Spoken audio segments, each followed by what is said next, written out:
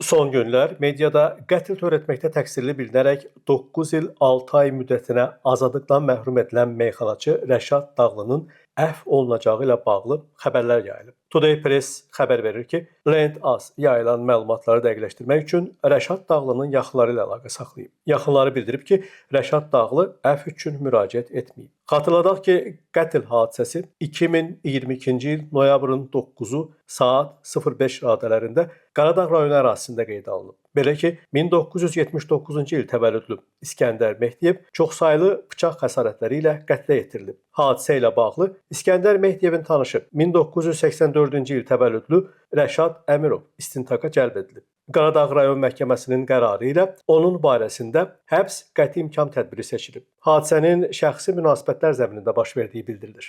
Rəşad Dağlı barəsində Cinayət Məcəlləsinin 120.1 qəsdən adam öldürmə və 228.4 qanunsuz olaraq qaz silahını, soyuq silahı, o cümlədən soyuq atıcı silahı əldə etmə, satma və gəzdirmə maddələri ilə ittiham irəli sürülüb. Namiq Abbasov, Today Press.